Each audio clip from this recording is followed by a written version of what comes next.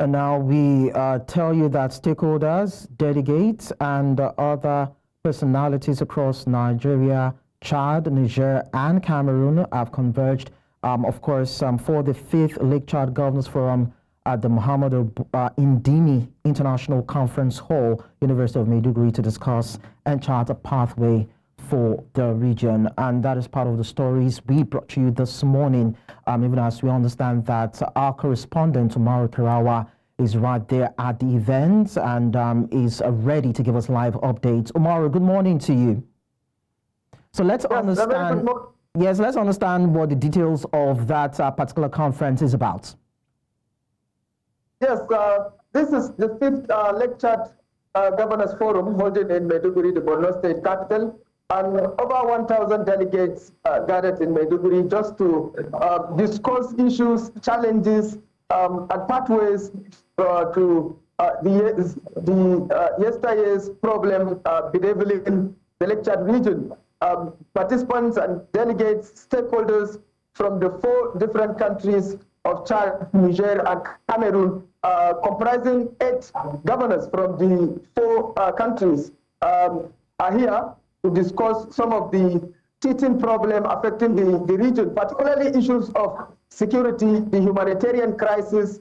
We know that so many communities have been resettled due to the restoration of peace in some communities, but there are so many problems and so many communities are not yet resettled, and there are so many challenges in the region which these stakeholders will discuss, find lasting solution, consolidate on the gains, and then chart our way forward towards addressing the problem affecting the region. Stakeholders from the United Nations and other development partners, civil society organizations, among others, are here. You can see all the stakeholders are here waiting for the 8 governors from the different region to discuss some of the challenges affecting the region and then how to address these challenges. So everything is set now, and the governors are the last people that will enter this hall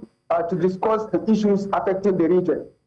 Tomorrow, before now, fundings have been made available to tackle issues around insecurity in the north. What difference would this make for the region?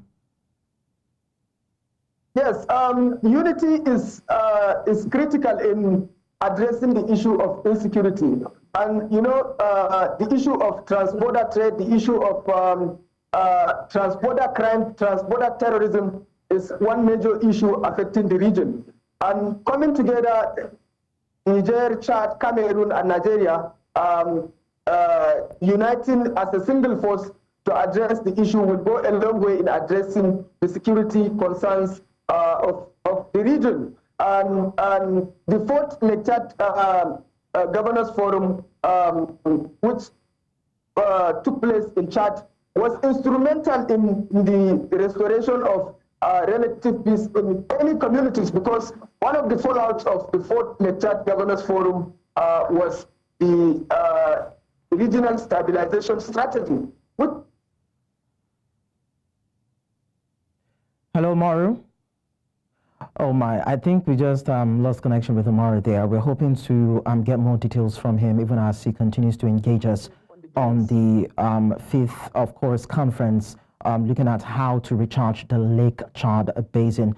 Umaru, I'm told that you're back, so I'd like you to conclude on what the players in the north are willing to do to ensure that they put a stop to the killings and largely insecurity that we've seen play out in the north.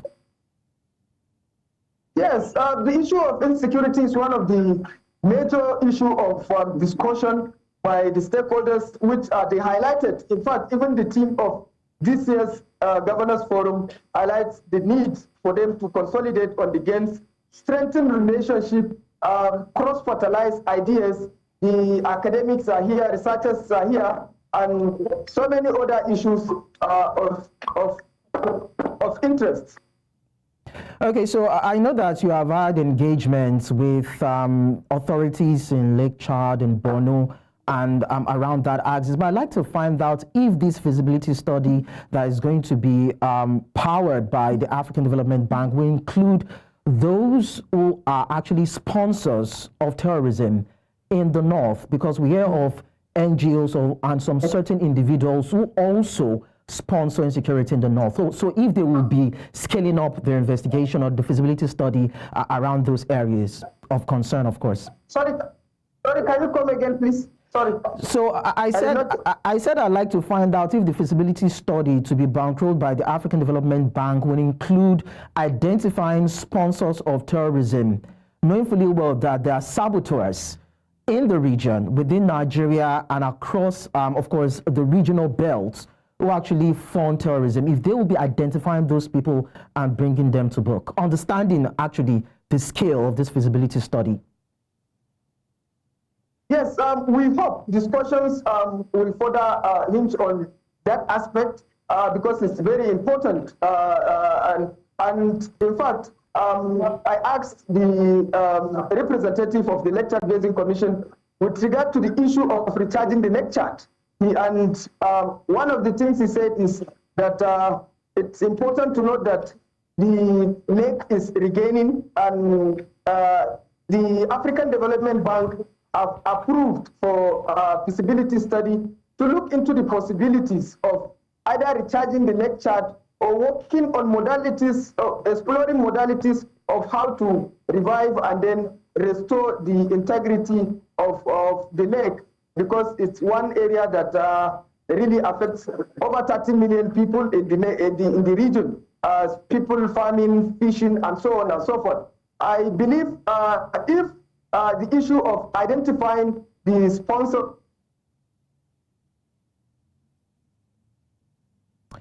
Okay, well, in the region, it will go a long way in. Okay, so I believe the issues are not only centered around insecurity, it also has to do with climate change and, of course, agriculture. We hope to get more details from you, Mark Rawa, on this, probably in our subsequent bulletins. But then thank you so much for sharing these details with us. Yes, yes, sir.